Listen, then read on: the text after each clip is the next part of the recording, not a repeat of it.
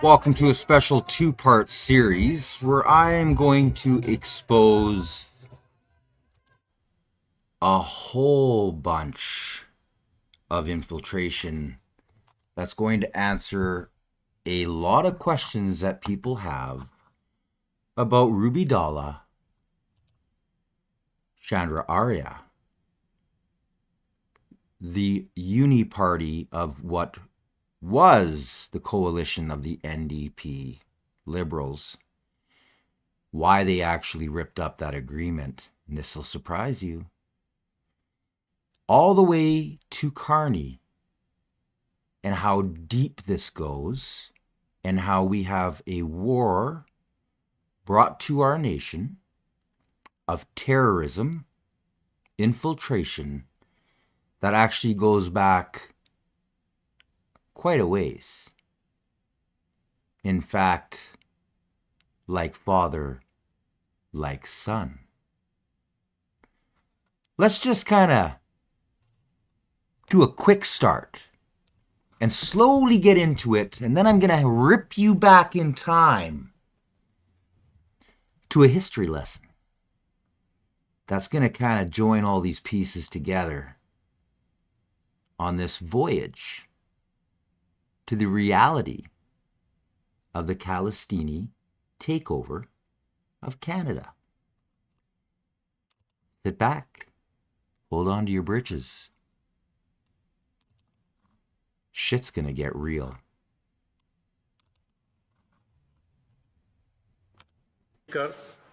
A few minutes back, member from Surrey Newton introduced a motion seeking unanimous consent, and I said no.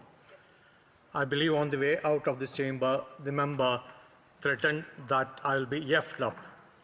So another member also aggressively accosted me in the lobby.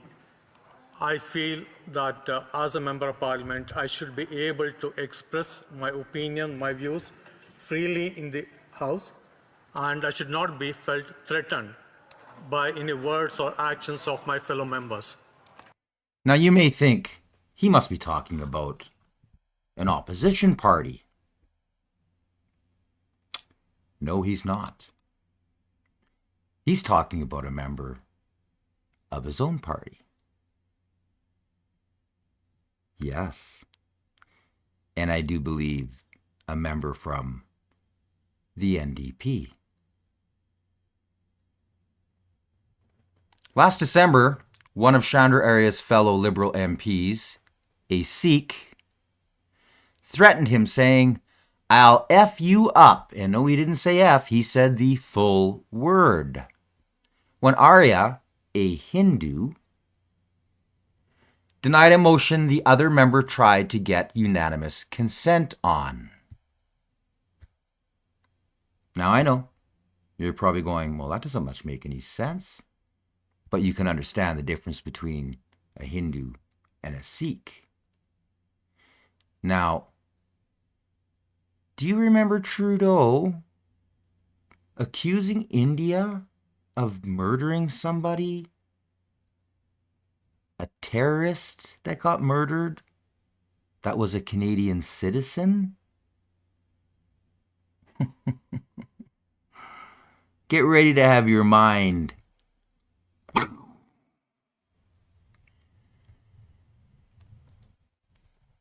I told you a few episodes ago, and if you haven't watched it, I urge you to go back and check it out. I do actually break a lot of stories. And in that two-part series I was doing on Carney, I had said that I had stumbled on a lot of information that really rocked my world. Now, I'm pretty astute on history. I absolutely love it. Believe it or not, I've read every religious text I ever got my hands on. They're, as far as I'm concerned, some of the best historical books that we can get our hands on, as well as basic history. All of it. And I'm also fascinated by politics because of my heritage. It's destroyed a lot of my family, killed a lot of my ancestors, and still persecutes them today. Anyways, this battle is inside not only the Liberal Party, but the NDP party. And it's the Khalistani infiltration that is at the center of it all. Now, that whole coalition, Jagmeet seemed to have ripped it up at an odd time. And then even when he did, he still kept Trudeau in power, losing all faith in unions, which he didn't give a shit about anyways. And I'm pretty sure all you union guys out there understand that now. I did an episode on the celebration of when Singh got his pension. We had a party show for that one. Check previous episodes. Make sure you like, share, subscribe, and hit the notifications so you don't miss out, because like I said, I may be a small independent. I break a lot of pretty good stories.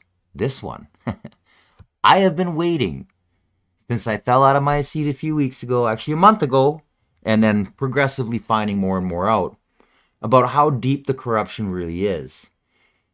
And I stumbled upon this one and thought, wow, I need the right opportunity to do it. Now, Dahla had already got kicked out. And then Chandra got kicked out. But it still wasn't quite right because I needed to know, I needed that confirmation that I was right on what was going on. And this is how I get a lot of my guesses that come out. In fact, I don't think I've been wrong so far on any of these episodes. This is how I'm right, because knowledge is power, and I like to read, and I like to study, and I like facts. Now, the uniparty.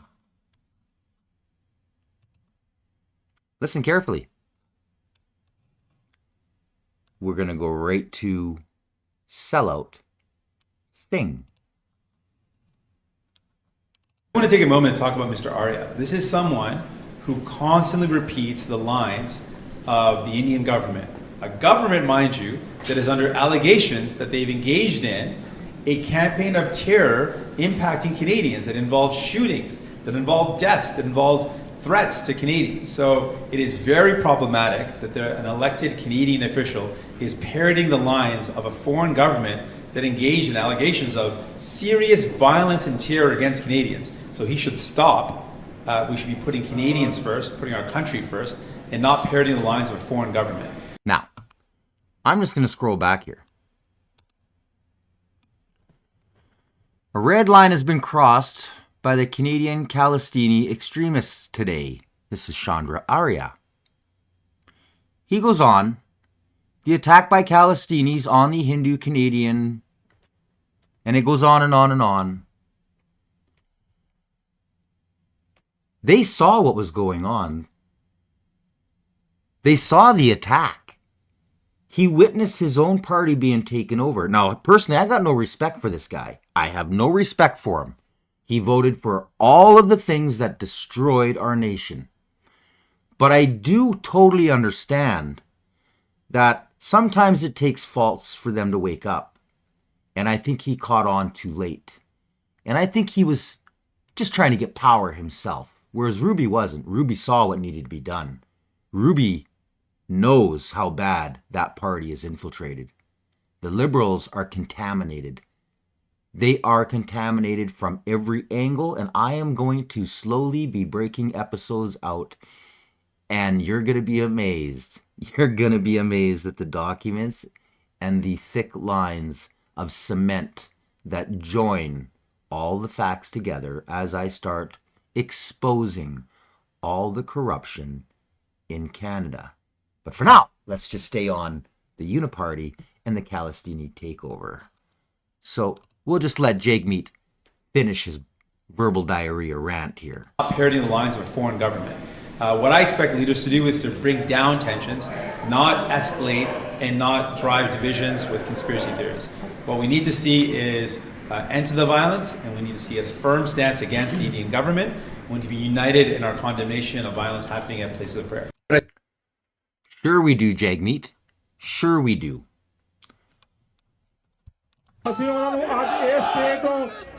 The chants make it clear what this was all about. A call for an independent Sikh state known as Khalistan. Signs called it a sovereignty rally. A poster calling the leader of a violent Sikh extremist group a saint dominated the stage where Jagmeet Singh gave his speech. If we were targeted, if you're targeted because the way you look, your appearance, your beliefs. Singh's speech didn't mention Khalistan. It focused on the cycle of violence sparked by the 1984 crackdown on Sikh extremists by the Indian military. Soldiers killed hundreds of our militants who had occupied the Golden Temple of Amrit. Now listen carefully how they're describing the Khalistanis. They're just armed militants. They're just armed militants. This is our propaganda TV.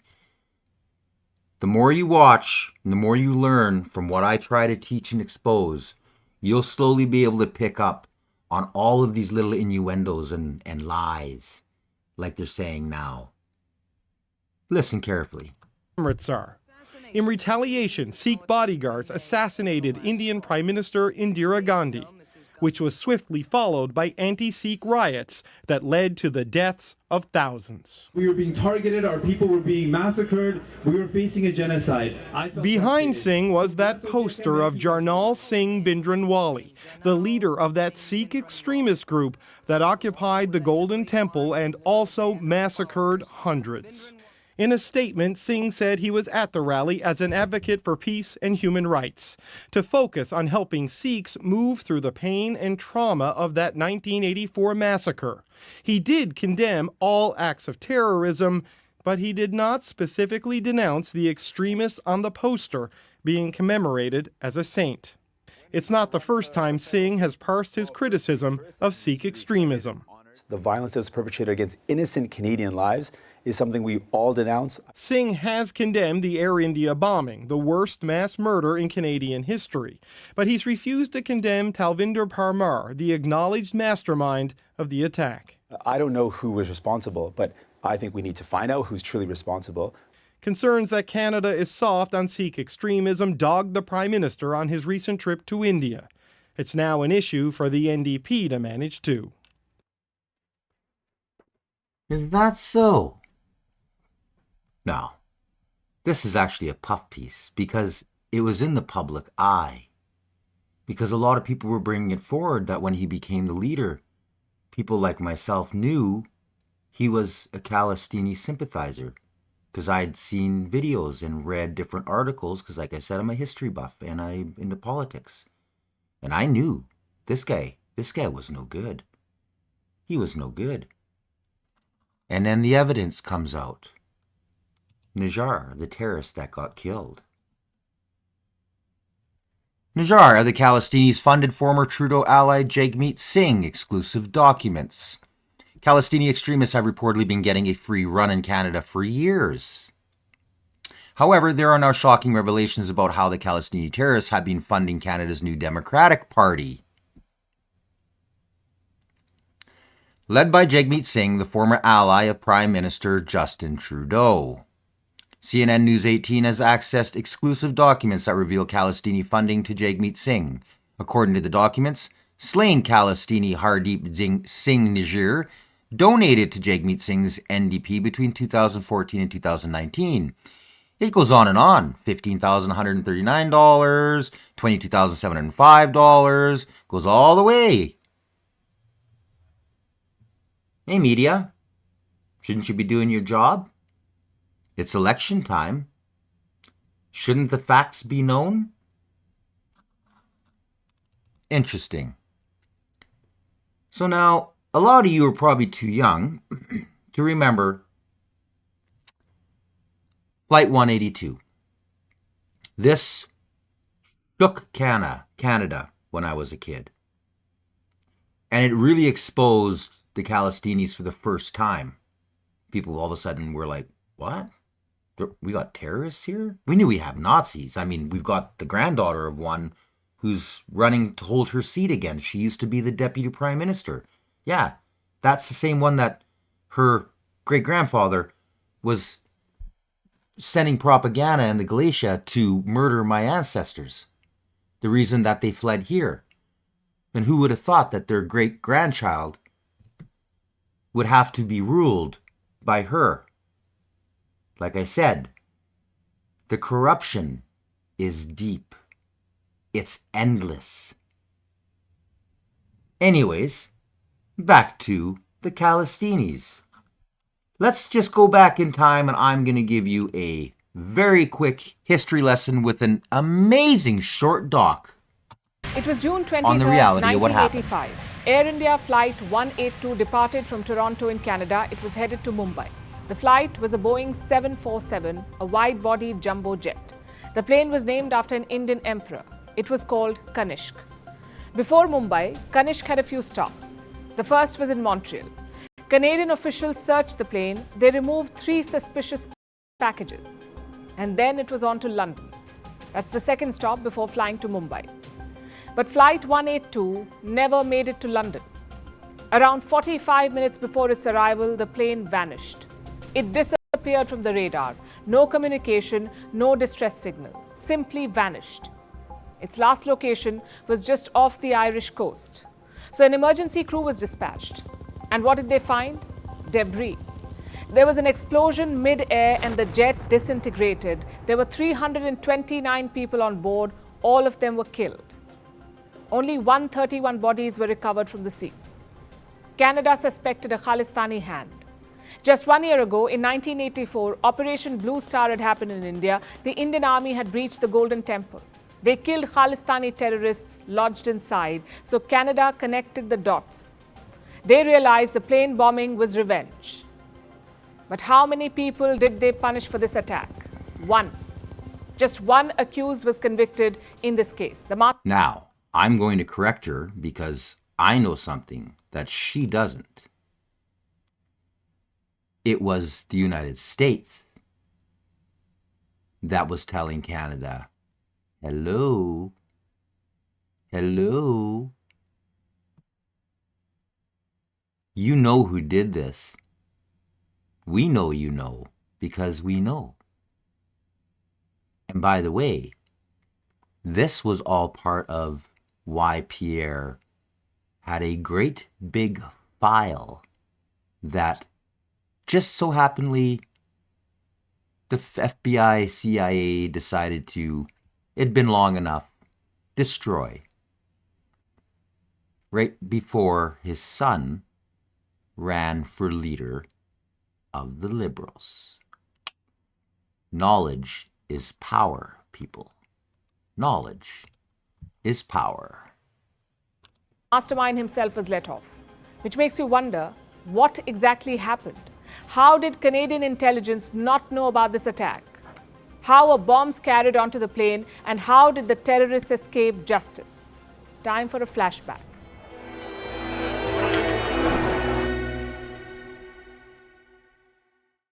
The story of this bombing begins with one man, Talvinder Singh Parmar. He was a Khalistani terrorist. He founded a terror group called Babbar Khalsa. And in 1985, he plotted the Kanishk bombing. But his journey begins much earlier. In 1970, Parmar moved to Canada. 6 years later, he became a citizen. Now, most people immigrate for a fresh start. Parmar immigrated for a cover to carry on his anti-India activities. In 1981, he was accused of killing policemen in Punjab. Parmar fled to Germany. He was arrested by German authorities, but they refused to extradite him. So Parmar spent around 1 year in jail. Eventually, he was let off the hook. When he went to Canada, India tried again. Canada was asked to hand him over, to extradite him. It should have been a routine process. Canada and India were friendly nations, also Commonwealth members. But their Prime Minister, Pierre Trudeau, had other plans. He rejected the extradition, and his reason was pathetic. Pierre Trudeau apparently did not think that India was deferential enough to the Queen, so no extradition. Canada would pay dearly for this mistake. Now we...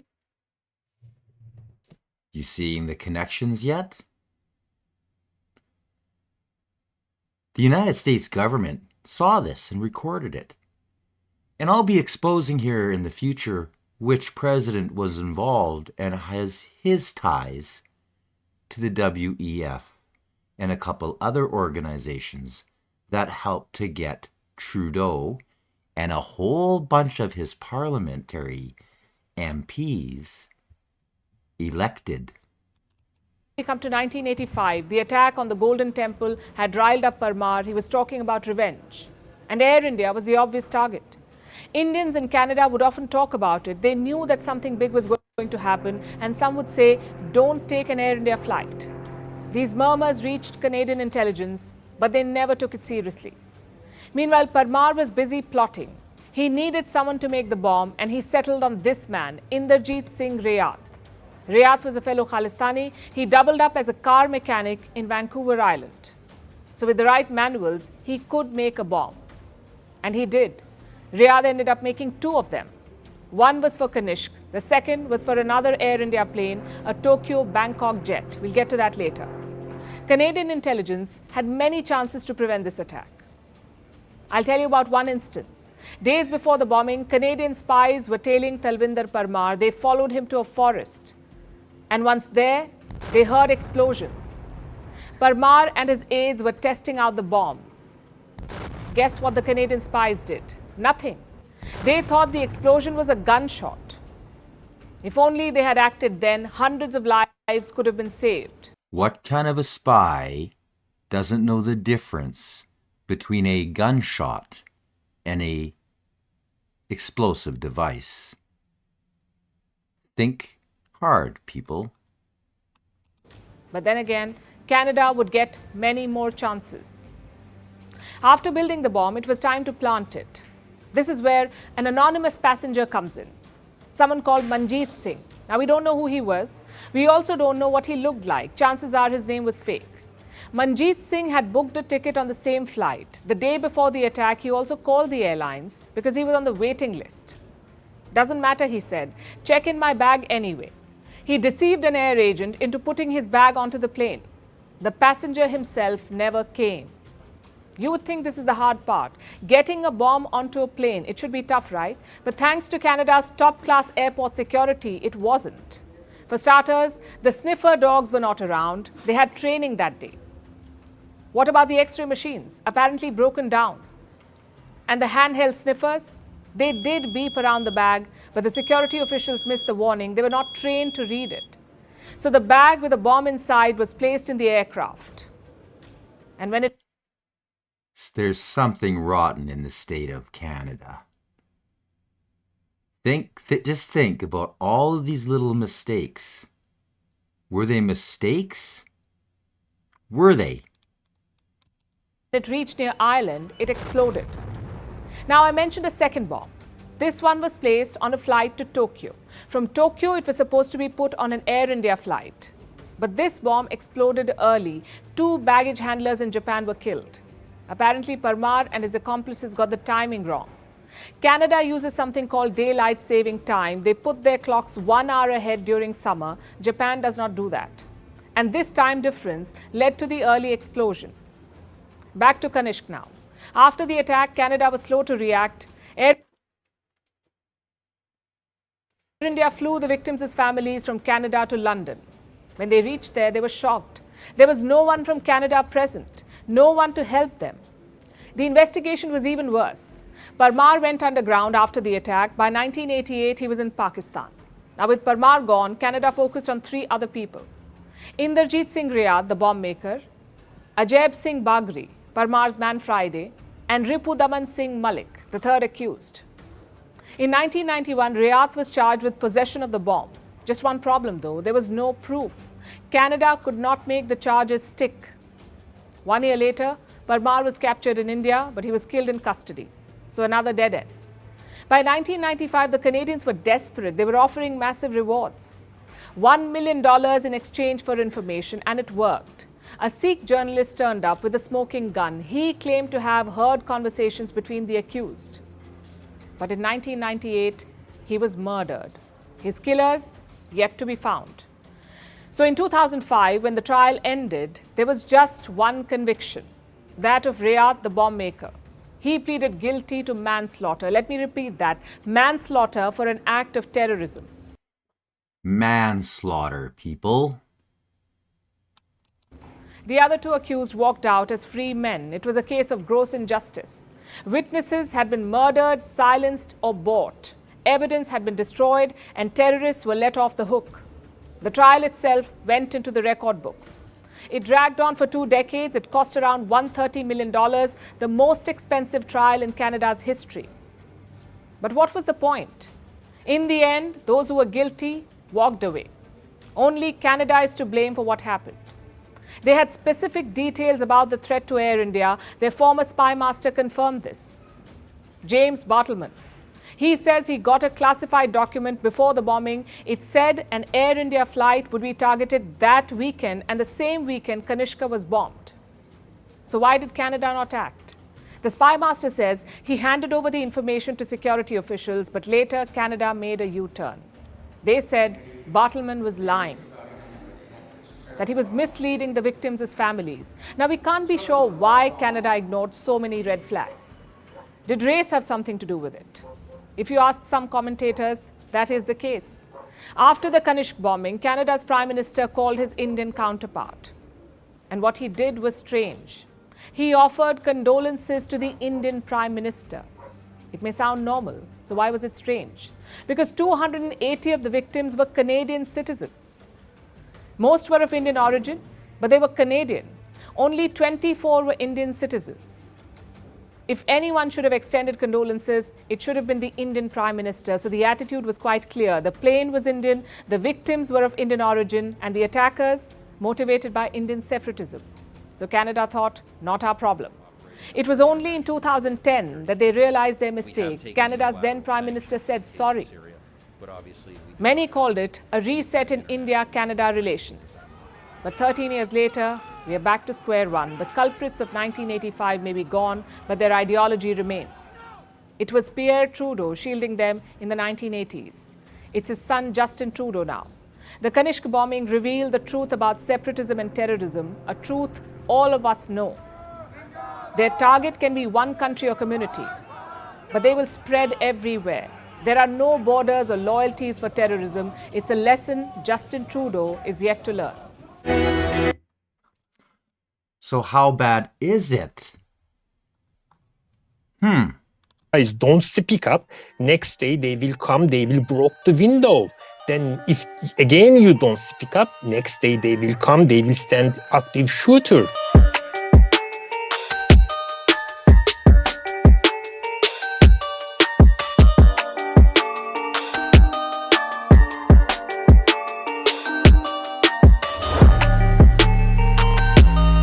They are terrorist, extremely violent terrorist group, and also they have good support from the Liberal government. They have a good support from retired Pakistani military members. Did you hear that?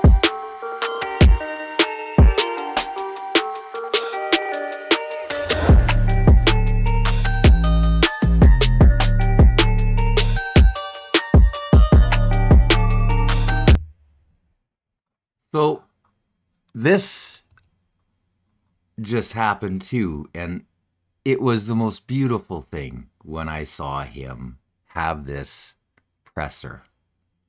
Listen carefully.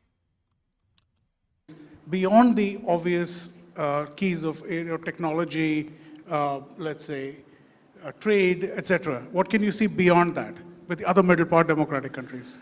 Well, if there is to be a global democratic security alliance, there is no reason why India and Canada can't be more robust participants in that.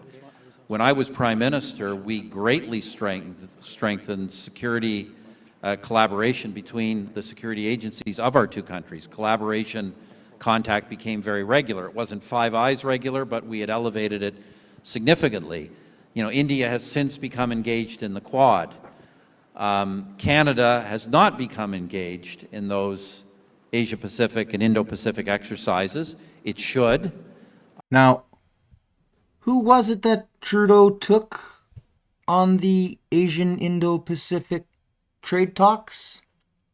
None other than Mary Ng, the one that everybody knows, and if you don't, it's been proven, was put in her seat by the Chinese government.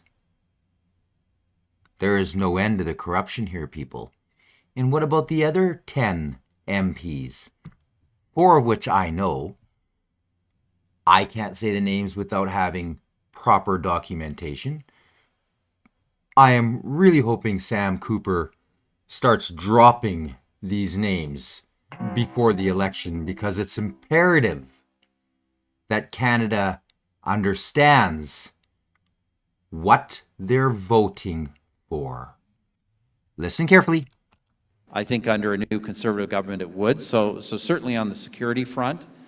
The economic front, obviously trade, but more important than trade is just the greater security that provides both our countries. Canada has, as you know, immense mineral and energy resources that India wants. Canada is not today in a position to export those. It should be.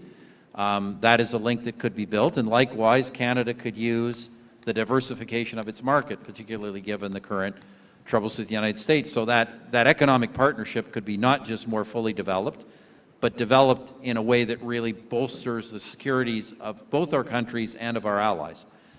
Finally, we could really and should really greatly enhance the people-to-people links. As you know, we now have, I think it's getting close to 2 million Canadians of Indian background. Many come back here not just to visit, but to do business. There are growing linkages. I will give the government of Prime Minister Modi great credit for not disrupting those people-to-people ties, given the current coolness between the governments. But we should be building those. And look, let me be very blunt on the Canadian side. On the Canadian side, as I said in my remarks, Canadians generally, and Indo-Canadians specifically, are overwhelmingly supportive of this country's unity and of our ties to this country. And it is about time that all political parties and politicians in Canada made building those people-to-people ties that represent the vast majority of our peoples the priority, and not the priority of building relations with Khalistanis. Do you hear that? The priority, and not the priority of building relations with Khalistanis. The priority, and not the priority of building relations with Khalistanis. When I was Prime Minister, it was very clear to anyone in my government there was to be no interaction with Khalistanis in Canada. No interaction with Khalistanis in Canada. They are a fringe minority of the Canadian population. They are injurious to good relations between our countries. And that should be put aside. In Canada, you have a right to be a Khalistani. It's a democratic opinion. Wait for it. But it should not be infiltrating our governing party. But it should not be infiltrating our governing party. But it should not be infiltrating our governing party. And it should not be inhibiting good people-to-people relations between India and Canada. Boom. Now, can you imagine knowing what he knows? And by the way, the reason he couldn't do anything about it while he was in power, although he tried, the number one cause was we don't have a true democracy. What do you mean, Elias? We have a province that has a federal party that controls the balance of power in our nation. It should be illegal. And theoretically, it is. But it's a gray area that let him get away with it. He could never do what he needed to because he wouldn't be able to hold on to his majority. And then guess what happened? Lost his majority. And then I witnessed, which I'm sure a lot of people did, but maybe not as keenly as I did because I literally do study propaganda. I watched the media remove him from power over a $16 glass of orange juice that he wasn't even involved with. It was one of his MPs. And there was a $60,000 loan that a chubby little ex-CBC reporter who was appointed as a senator, which was a huge mistake on his part, Harper's part. that got a loan from kind of like the Gerald Butts of the Conservative Party, a very well-off guy who was kind of I should say like the Carney of the party. He had a lot of money, and he gave him a loan. The media spent more time on that $16 glass of orange juice than pretty much every scandal that ever rocked Canada from the Liberals. Propaganda. Trudeau owns them. I watched his dad do the same thing that Trudeau did. Trudeau-mania. He used his connections within the media to make it sound like everybody was in love with this new guy, Pierre. Now, I don't know if you've ever seen Pierre. The guy's butt ugly, capital B, double T, butt effing ugly. But propaganda is an amazing thing. An amazing thing. Nobody vetted him. There's pictures of him riding around in an SS costume, flipping off the bird to other people in Montreal. Media didn't talk about that. Why? Propaganda. And then I watched his son, and I've said this on previous episodes. This is Propaganda 101, Chapter 3, people. It's bandwagoning. You get a whole bunch of people together. Democrats in the States are good for this. They pay them. They'll pay for their flights, their hotels, and everything. You all come down, because there's really not a lot of people that really know the guy. But they have their people. And then you go to a really densely populated area, and you try to pick certain demographics, and usually the younger ones are kind of the keen ones. That's the ones you want to get onto, because they're inexperienced. They haven't wasted half their life away paying the government in taxes, or had witnessed things being tore from them, like a shopping mall. And then you get all of these people who pretend not to know who the said prime minister, would-be prime minister is, like Justin and his dad, same, start screaming and hollering and saying, I want autographs, ooh, can I have a hug, can I shake your hand? And everybody starts looking down going, oh wow, that must be somebody famous. Well, I want to go be part of that. And next thing you know, it spreads like wildfire. Propaganda. Bandwagon. They're trying to do this in the polls right now. Make you think that everybody else thinks that Carney's this great thing, when he's not. He's evil reincarnate. He is Trudeau on steroids. And guess what? You're going to love this. Khalistani Carney, Punjab's chosen prime minister, and the details you need to know. Amazing how these ties are all linked. So he booted who out of the leadership race? Ruby Dahla? Chandra Arya?